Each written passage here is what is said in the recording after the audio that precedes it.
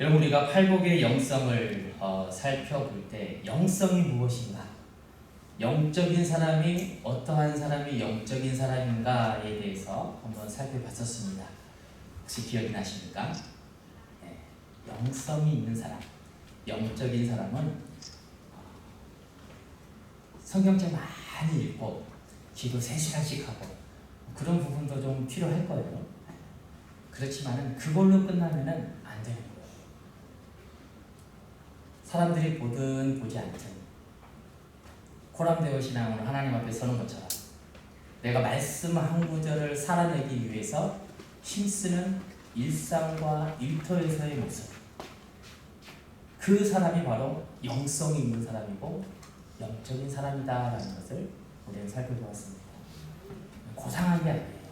거룩한 척, 구별된 척 살아가는 게 아니라 일상에서 말씀을 한 구절이라도 살아내기 위해서 실험하는 것, 그게 바로 영적인 사람이죠.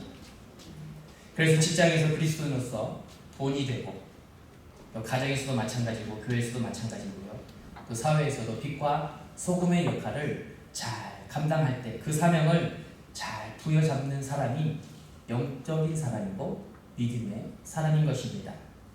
아무리 신앙생활을 오래 하고 홍해와 같은 그러한 간증, 대단한 간증이 있는 삶이다 할지라도 지금 내 삶에 말씀을 붙잡고 실험하는 모습이 없으면 그건 지난 과거의 시간일 뿐이라는 거예요. 아무런 도움이 되지 않습니다. 고맙습니다. 심령이 가난한 자, 심령이라는 것은 그의 마음을 뜻하고 영을 뜻하죠. 마음이 가난하고 겸손한 사람, 특히 또한 애통한 자가 복이 있다고 하는데, 이 애통이라는 것은 사랑하는 사람과 이별하는 슬픔을 의미하지 않아요. 내가 무언가 열심히 도전하고 일을 했는데, 준비를 해서 잘 계획을 했는데 실패하고 뜻대로 되지 않았다고 해서 슬퍼하는 그 슬픔을 말하지 않습니다. 애통함은 영혼 구원에 관한 애통이에요. 주님께서 십자가를 지시면서 그 십자가상에서 여인들에게 하신 말씀 혹시 기억하십니까? 나를 위하여 울지 말고 너와 너희 자녀들을 위하여 울라. 이게 애통이거든요. 예수님과 지금 떨어져 헤어지는 아픔, 물론 슬프지요. 그러나 그런 슬픔이 아니라는 거예요. 사랑하는 사람이 고통당하고 있는 그 모습, 그런 슬픔이 아니라 너와 너희의 자녀들, 구원받지 못한 영혼들을 위하여 울라. 그게 바로 성경적인 애통함이라는 거예요. 이러한 심령의 가난함과 애통함이 있을 때에 우리는 팔복을 출발할 수가 있고, 그렇다면 이제 팔복을 시작했다면 목적지가 있어야 되지 않습니까? 우리 성도의 신앙에 있어서 목적지는 늘 예수 그리스도입니다. 주님께서 걸어가신 그 길을 묵묵히 걸어가는 게 우리의 신앙의 목적이 되어야 되는 거예요. 그 신앙의 목적을 우리가 어딘가에 장소를 내비게이션을 이렇게 찍고 이동하지 않습니까? 내비게이션을 이렇게 장소를 찍고 이동을 하는데 중간에 가다 보면 뜻하지 않은 양체 운전자를 만날 수도 있어요. 갑자기 확 끼어들어서 불편하게 만들고 위험하게 만들어요. 그런 양체 운전자도 만날 수가 있고요. 또 목적지를 향해서 가다 보면 뜻하지 않게 많이 밀려가지고 1시간, 2시간 지체될 수도 있어요. 내비게이션을 잘 보고 간다고 하지만 아직 미숙해서 돌아가는 수도 있어요. 가는 방향을 잘 설정했지만 가는 길이 어렵고 힘들고 난관에 부딪히는 일들이 많이 발생한다는 사실입니다. 그럴 때 우리는 어떻게 해야 되느냐? 중간중간에 예기치 못한 일을 만났을 때 우리는 온유함, 하나님의 의, 긍휼함, 청결함이라는 예수 그리스도의 성품으로 살아가야 되는 거예요. 언제까지? 주님을 만날 때까지. 내 감정대로 살아가고 세상의 방법대로 살아가는 것이 아니라 주님께서 주신 성품의 그 온유함으로 예수님을 만날 때까지 이 땅에서 갑자기 끼어들어도 막 감정 상하지 않고 짜증내지 않고 온유함으로 견디는 거예요. 그러면 우리가 주님을 만날 수가 있습니다. 예수님을 만났다고 해서 끝나는 게 아니에요. 오늘 팔복의 영성의 마지막 핵심, 팔복의 완성을 말씀하고 있거든요. 예수님을 만난 것으로 끝나는 것이 아니라 화평함과 의의 십자가를 질 때에 주님과 만나서 친밀함과 이 연합을 이루면서 살 수가 있는 거예요. 예수를 만나는 인생으로 끝나는 것이 아니라 주님과 사귐이 있어야 되죠. 주님과 친밀한 교제가 있어야 되죠. 신앙생활 하는데 예수님과의 교제는 없고 계속 세상적인 것과 교제를 한다고 하면 그 신앙은 다시 점검해봐야 되는 거예요. 그렇기 때문에 우리는 예수님과의 친밀함을, 연합함을 이루기 위해서 우리가 마지막 살펴봐야 될 화평함과 의의 십자가인 것입니다. 오늘 여러분, 주님께서 지셨던 십자가, 어떤 십자가일까요? 화평의 십자가일까요? 축복받고 칭찬받는 그런 십자가일까요? 물론 십자가에 그런 의미도 있습니다. 그러나 꼭 그렇지만은 않아요. 주님께서 지셨던 십자가는 이 땅에 죄인이었던 우리와 하나님과의 화평을 이루기 위해서 화평의 십자가를 지셨고, 또 죄로 인해서 우리가 하나님과 단절된 삶을 살아갈 때에 주님께서 주셨던 그 십자가의 영성을 가지고 살아갈 수 있도록 우리에게 허락해 주셨다는 것이죠. 그것을 이룰 때에 우리는 주님과 밀접한 친밀한 연합을 이룰 수가 있는 것입니다. 오늘 팔복의 완성인 마지막 화평의 십자가, 먼저 9절의 말씀, 본문의 9절의 말씀을 우리가 함께 천천히 같이 읽겠습니다.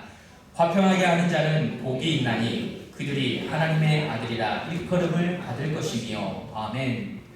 사도 바울은 골로새서 1장 20절을 통해서 예수 그리스도를 이렇게 선포하고 있어요. 골로새서 1장 20절 말씀 또 우리가 같이 함께 읽겠습니다. 그의 십자가의 피로 화평을 이루사 만물 곧 땅에 있는 것들이나 하늘에 있는 것들이 그로 말미암아 자기와 화목하게 되는 것을 기뻐하시리라. 아멘. 원수가 되었던 우리가 하나님의 자녀가 되고 믿음으로 말미암아 의롭다 여기신 그 배경에는 주님의 십자가의 피로 이룬 화목, 화평이 있었기 때문이다. 이렇게 말씀하고 있어요. 첫째 아담의 불순종으로 인해서 우리는 하나님과 원수가 될 수밖에 없었습니다. 그러한 인류는 이제 둘째 아담이신 예수 그리스도를 통해서 하나님과 화평을 이룰 수 있게 된 거예요. 그러면 우리 또한 그러한 삶을 살아가야 되는 것이죠. 주님처럼 중재자의 역할을 해야 하는 거예요. 어디에서요? 일터와 우리의 일상 가운데서, 교회 가운데에서, 사회 가운데에서 주님께서 화평을 이루기 위해 이 땅에 오신 것처럼 우리 또한 하나님의 자녀로서 화평을 이루는 중재자의 역할을 감당해야 하는 것입니다. 이 놀라운 은혜를 위해서 주님께서는 그 상응하는 대가를 치르셨어요. 화평을 이루기 위해서 이 땅에 오셨는데 그의 상응한 대가를 치르셨습니다. 그 대가를 우리는 십자가의 대속의 은혜다 이렇게 부르고 있습니다. 대속의 은혜. 이 대속이라는 말이 좀 우리에게는 어렵게 다가올 수가 있습니다. 대가를 지불하다라는 의미가 있어요. 자유를 위해서 대가를 지불하다. 예수님 당시에 1세기 로마 제국과 유대 사회에서는 노예 제도가 일반적이었습니다. 그래서 노예는 그 가정의 그 사람의 재산 목록의 1호였어요. 노예가 많으면 많을수록 그 사람은 부유한 사람이었습니다. 노예상에서 노예를 데려올 때에 그냥 데려오지 않잖아요. 돈을 지불하고 대가를 지불하고 노예를 데려오는 거예요. 주님께서 우리를 구원하여 주신 것이 바로 이와 같다는 거예요. 십자가의 대속의 은혜, 십자가에 달려주시는 예수 그리스도의 그 사랑, 그 대가를 지불하고 원수되었던 우리가 하나님의 자녀가 되고 하나님의 백성이 된 것입니다. 이 놀라운 은혜가 대속의 은혜라는 거예요. 이러한 화평의 원리, 십자가의 보혈로 이룬 화평을 우리가 기억하는 그 삶이 바로 팔복의 영성을 추구하는 성도의 삶이라는 것입니다. 그리고 9절에 화평케 하는 사람의 그 원어적인 뜻을 보면 화평을 만들어가는 사람이라는 의미가 담겨 있습니다. 일상과 일터와 가정 가운데서 주님처럼 화평을 만들어가는 삶을 살아가야 되는 거예요. 갈등과 상처와 아픔으로 분열되어 있는 그 사이에 예수님처럼 우리가 가면 그곳에 아픔이 치유가 돼요. 상처가 아물어야지 돼요. 이러한 중재의 역할을 해야 되는데, 화평의 도구로서의 삶을 살아가야 되는데, 내가 가기만 하면 오히려 분란이 일어나고 분열이 일어나고 누군가가 상처를 받는다면 그 사명을 제대로 감당하고 있지 못하게 되는 것입니다. 단순히 평화를 만들어가는 사람이 성경에서 말씀하는 저와 여러분이 아니에요. 평화를 유지하면서 행복을 누리는 그 삶에 그쳐서도 안 되는 것입니다.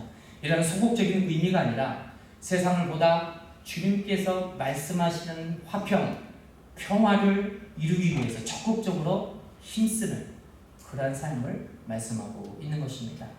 이것을 우리는 샬롬이라고 하고 에이렌이라고 하고 영어로는 피스라 이렇게 우리가 얘기하지 않습니까? 이제 모두가 핵가족화가 되어서 3대, 4대가 사는 가정이 별로 없어요. 근데 참으로 은혜롭게도 저희 교회에는 그런 가정이 있습니다. 장모님부터 해가지고 손주까지 같이 4대가 사는 가정이 있어요. 축복합니다. 네, 그런 가정이 더 많아지면 얼마나 좋겠습니까?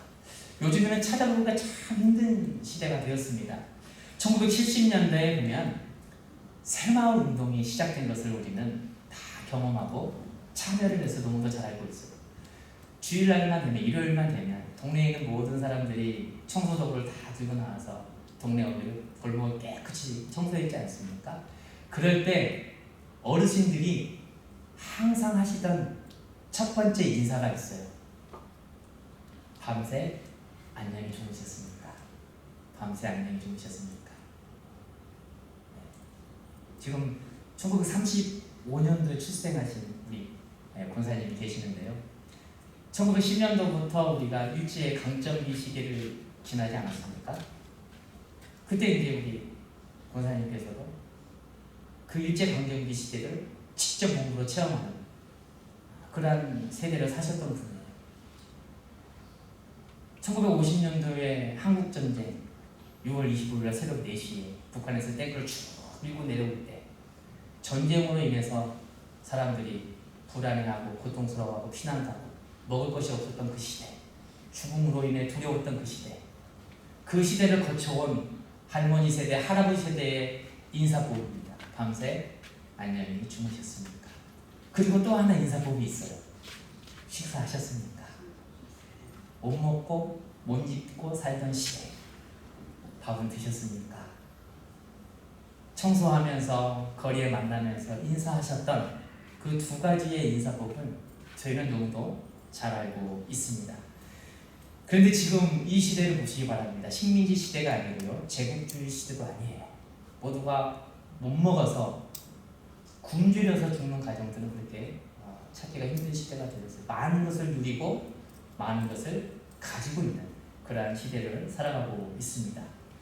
그렇지만은 그 어느 때보다도 샬롬의 은혜가 더 필요한 시대가 되었어요. 평강의 은혜가 더 귀한 시대가 되었던 것입니다. 유대인의 인사법이 샬롬인 이유도 여기에 있는 것이죠. 또 샬롬이라는 인사 속에는 당신에게 나쁜 일이 일어나거나 악한 일이 없기를 바랍니다 뿐만 아니라 더 나아가서 선한 일, 좋은 일만이 있기를 기대합니다 라는 의미도 샬롬에 담겨 있습니다. 분쟁이 없는 것을 넘어서 더 선한 삶을 베풀 것을 말씀하고 있는 거예요. 평안을 추구하고 화평을 이루는 그러한 삶을 살아가는 것이죠. 무엇이요? 샬롬과 에이레. 우리 옆에 분들과 함께 샬롬 하면서 인사 한번 해보겠습니다. 샬롬, 에이레. 네, 평안하십시오. 그 평강의 복이 예배하는 모든 가정 가운데 임할 줄 믿습니다. 이러한 샬롬 에이레는 몇 가지 영적의 비밀이 담겨 있습니다. 먼저는 하나님과 사람 사이의 샬롬을 말씀하고 있어요. 로마서 5장 1절 말씀, 로마서 5장 1절 말씀 제가 봉독해 드립니다. 그러므로 우리가 믿음으로 의롭다 하심을 받았으니 우리 주 예수 그리스도로 말미암아 하나님으로 더불어 화평을 누리자. 아멘. 믿음으로 의롭다 하심을 받았으니 누구를 통해서 화평을 누립니까? 예수 그리스도. 하나님의 칭의를 통해서 우리는 안정과 평화를 누리게 됩니다. 평화는 과거와 미래, 심지어는 심판에 대한 두려움까지도 다 사라지게 하는 완벽한, 완전한 샬롬을 의미해요. 이것은 우리가 스스로 싸워서 노력해서 얻는 것이 아니에요. 하나님께서 주실 때에, 주님께서 주실 때 그 평안을 누릴 수가 있는 것입니다. 예수를 알지 못하는 사람은 영적 비밀을 발견하기가 힘들어요. 평안이라는 단어를 몸소 체험하기가 힘들다는 것이죠. 내가 무언가를 막 노력해야지, 돈을 많이 벌어야지 우리 가정이 평안할 수 있어. 막상 돈을 많이 벌었는데 가정이 평안하지 못해요. 그것만 봐도 우리의 노력으로는 얻어지는 것이 아니다라는 걸 우리는 쉽게 알 수가 있는 것입니다. 예수를 믿어야지 얻어지는 거고 예수 그리스도의 이름을 선포해야지만이 그 샬롬의 은혜가 우리 가운데 임하게 되는 것입니다. 여러분, 하나님과의 화평을 이룰 수 있도록 부지런히 예수의 이름을 선포하시기 바랍니다. 영혼을 사랑하는 애통해하는 마음으로 진리를 외치는 거예요. 사랑하는 사람들이 하나님과 원수된 삶으로 끝나지 아니하도록 복음을 외치는 거예요. 그곳에 능력이 있고 그곳에 구원의 은혜가 담겨 있는 것입니다. 두 번째는 모든 사람과의 화평을 말씀하고 있어요. 히브리서 12장 14절 말씀에 이렇게 말씀합니다. 모든 사람과 더불어 화평함과 거룩함을 따르라. 이것이 없이는 아무도 주를 보지 못하리라. 아멘. 믿는 사람뿐만 아니라 믿지 않는 사람들, 예수를 모르는 사람들을 넘어서 불신하고 거부하는 사람들까지도 우리는 그들과 더불어 살아가는 화평을 이루는 삶을 이룰 걸 말씀하고 있어요. 예배당 안에서는 비교적 화평을 이루기가 쉽습니다. 누군가가 실수를 해도 죄송합니다라는 사과의 언어가, 사랑의 언어가 금방 나오지 않습니까? 밖에서는 어때요? 쉽지 않아요. 사랑의 언어가 아니라 오히려 사람을 비판하고 비난하고 정죄하는 언어가 더 쉽게 나옵니다. 당신 때문이야. 당신 때문에 내가 이런 사고를 당했어. 어디 목적지를 가다가 교통사고가, 접촉사고가 나요. 믿지 않는 사람들이면 언성이만 높아져요. 목소리 큰 사람이 이긴다고 하잖아요. 그런데 목소리 내려고 차에서 딱 내렸는데 권사님이 타고 계세요. 그러면 어떻게 해요? 목소리 크게 낼 수 있어요? 못 내잖아요. 권사님 죄송합니다. 다 지시 안 해줬어요? 우리는 이렇게 얘기하죠. 모든 사람과 관계가 이루어야 된다는 거예요.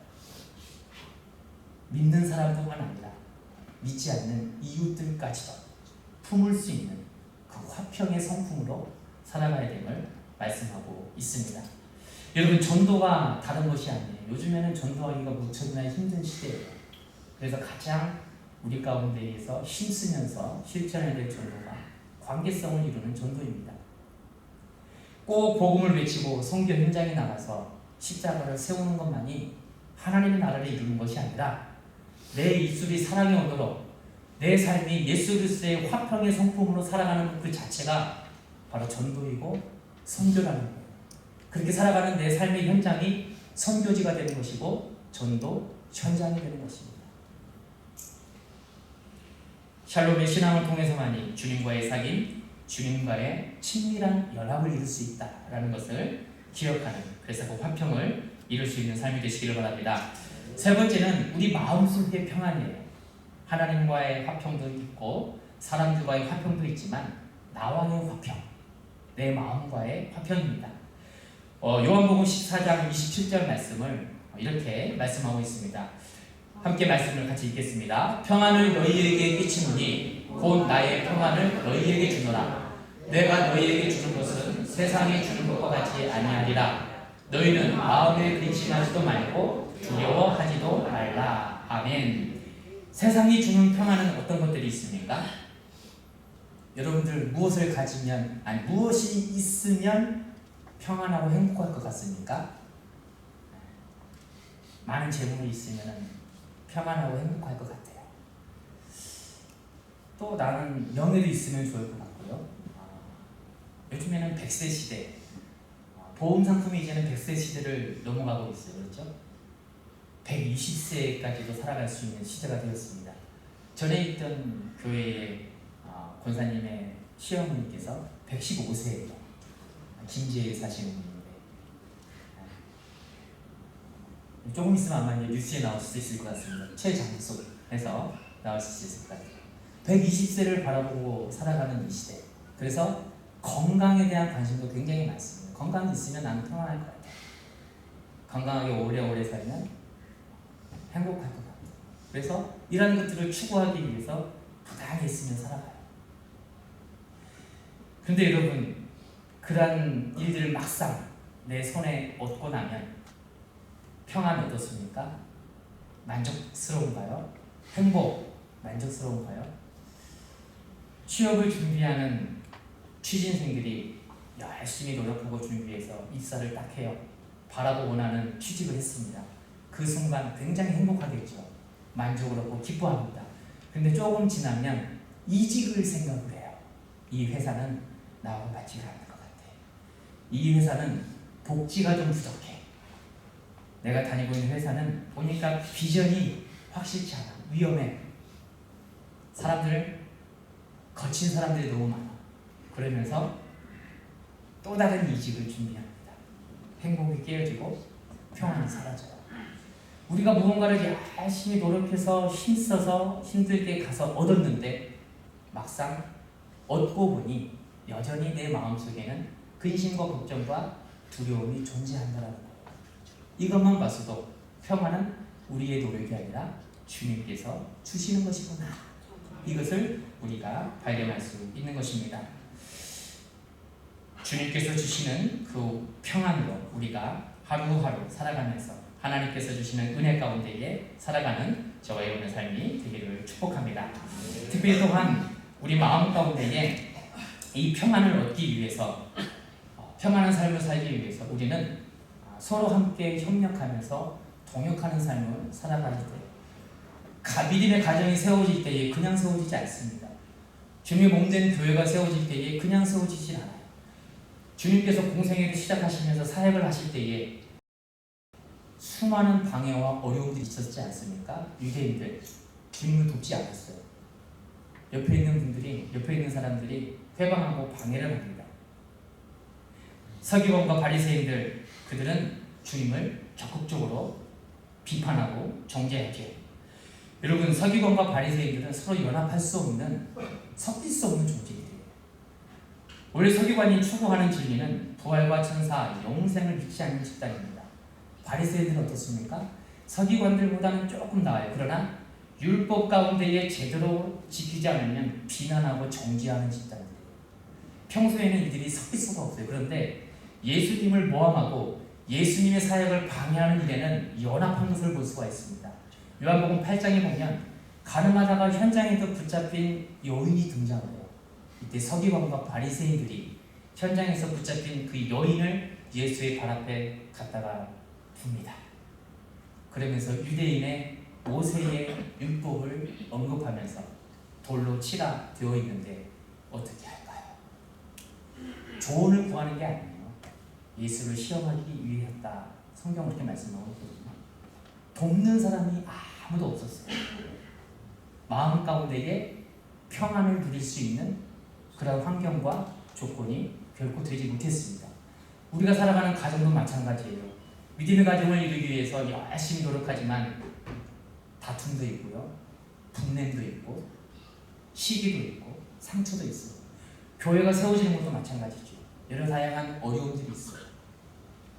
그럴 때에 우리가 추구해야 될 것, 우리의 노력이 아니라 주님께서 주시는 평강의 은혜를 바라보고 기도해야 된다는 거죠. 그 은혜가 있을 때에 믿음의 가정이 세워지는 거고요. 믿음의 교회가, 주님의 몸된 교회가 세워지게 되는 것입니다. 이러한 평강의 은혜를 우리가 힘써야 되는데, 중요한 것은 우리의 노력이 아니라 예수님과 함께 있을 때에 얻어지는 것이다 라는 사실을 기억하면서 주님과 함께 하기 위해서 힘쓰시기 바랍니다.